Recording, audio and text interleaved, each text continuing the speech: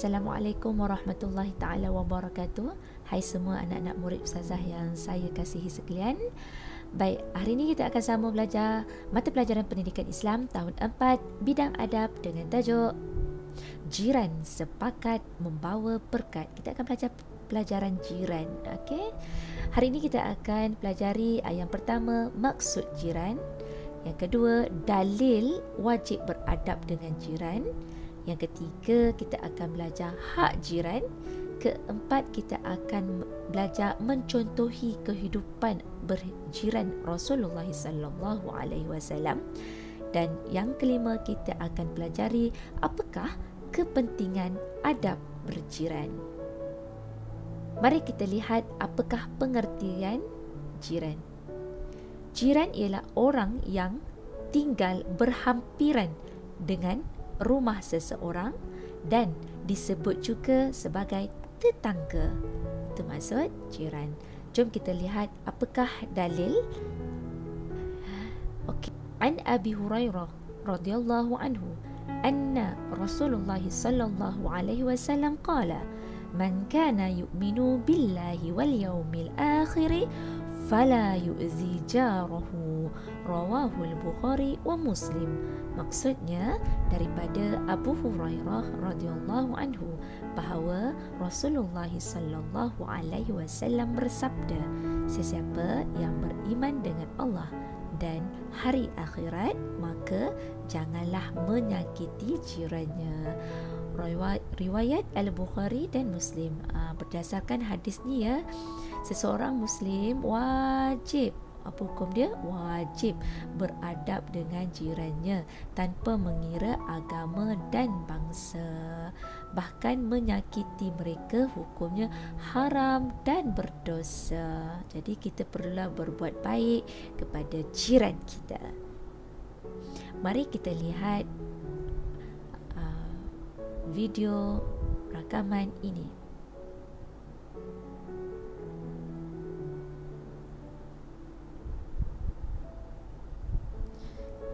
Seterusnya kita akan pelajari apakah hak jiran. Hak jiran yang pertama dari segi perbuatan, kedua dari segi percakapan, dan yang ketiga dari segi emosi. Perbuatan, percakapan dan emosi. Dari segi perbuatan hak jiran ya, okey, kita hendaklah menghormati adat, budaya dan agama masing-masing. Kita dalam masyarakat Malaysia, kita duduk dalam satu suasana ataupun budaya yang berbeza. Jadi kita hendaklah menghormati. Seterusnya tidak menyakiti jiran. Jangan sakiti jiran, berdosa ya, dan jatuh haram. Sepatutnya kita wajib bercakap baik, berbuat baik kepada jiran. Seterusnya menziarahi jiran ketika sakit. Tak sakit pun bolehlah kita menziarahi jiran. Okey, memberikan pertolongan jika diperlukan. Jiran kita, kalau diperlukan pertolongan, kitalah yang perlu bantu. Melebihkan sedikit masakan dan memberikannya kepada jiran. Okey, seterusnya tidak mengganggu ketenteraman jiran.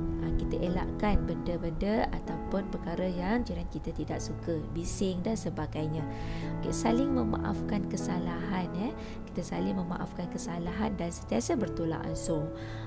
Okey, apakah hak jiran dari segi percakapan? Kita hendaklah memberi nasihat sekiranya perlu. Jika yang baik kita buatlah, kita beri nasihat. Okey, seterusnya mengucapkan tahniah atas kejayaan jiran.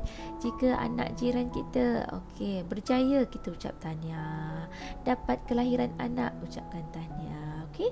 Seterusnya menjaga pertuturan. Kenalah berjaga pertuturan sesama jiran kita. Baik, apakah hak jiran dari segi emosi? Perlulah bersangka baik dengan jiran. Bersangka baik. Janganlah bersikap ataupun fikir yang negatif tentang jiran kita. Seterusnya bersimpati apabila jiran ditimpa kemalangan dan sebagainya. Okey, jiran ada musibah, kita hendaklah bersimpati. Janganlah awak berkata-berkata yang tidak sepatutnya. Baik, jom kita lihat apakah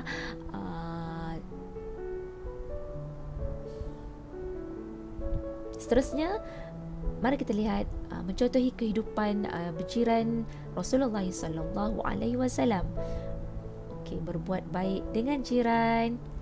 Okey, peka dengan kebajikan jiran, menghargai jiran. Ini antara contoh kehidupan Rasulullah bersama jiran dia. Baik, berbuat baik dengan jiran. Rasulullah sallallahu alaihi wasallam sentiasa berbuat baik dengan jiran, tidak pernah menyakiti mereka walaupun jirannya seorang Yahudi. Jadi berbuat baiklah kepada semua bangsa, agama, kan?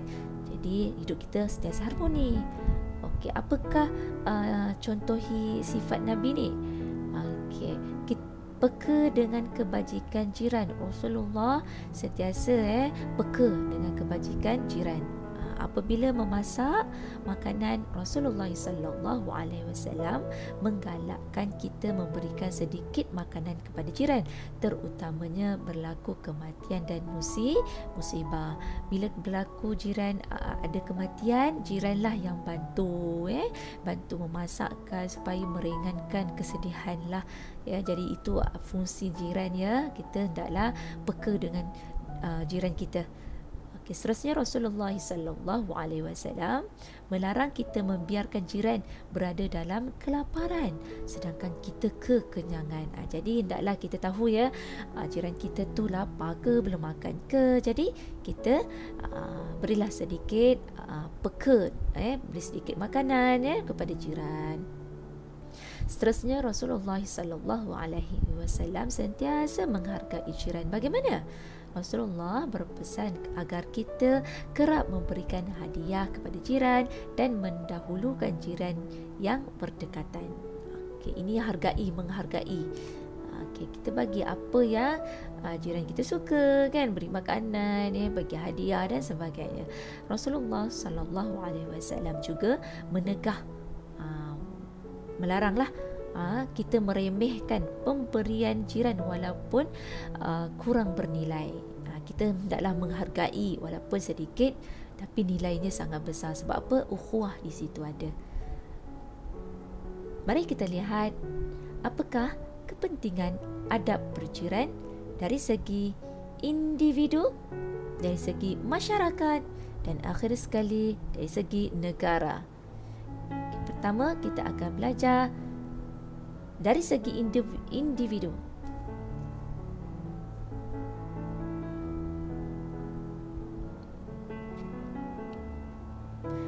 Mari kita lihat apakah kepentingan beradab dari segi individu. Mestilah kita sentiasa akan mendapat pahala dan keredaan Allah. Ini sangat penting, kita nak pahala. Okey, seterusnya menjamin ketenangan emosi. Bila kita berjiran dengan jiran yang baik, jadi emosi kita ni baik, kita tak marah-marah, kan? Kita happy sangat. Okey, mari kita lihat apakah dari segi masyarakat pula. Okey, kerja yang berat menjadi ringan. Okey, dari segi kepentingannya kerja yang berat menjadi ringan, sepakat membawa berkat. Yang kedua, hidup damai dan harmoni, kita gembira. Okey, seterusnya gejala negatif dapat dibenteras. Negatif, dadah, merokok dan sebagainya kita dapat elakkanlah. Seterusnya dapat memupuk silaturahim. Ini sangat penting, Nabi SAW sangat suka orang menjalinkan silaturahim, Baik, apakah dari segi kepentingan dari segi negara pula?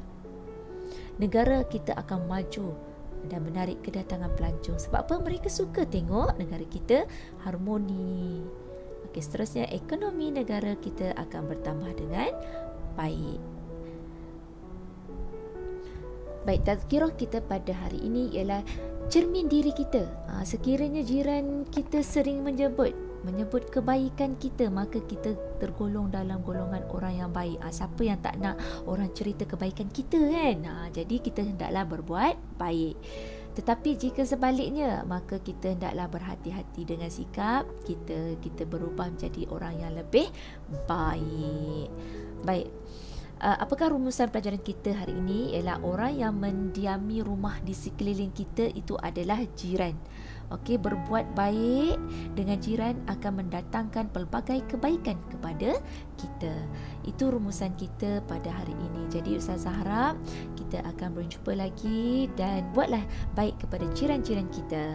Okey, sehingga kita berjumpa lagi. Assalamualaikum warahmatullahi taala wabarakatuh. Bye.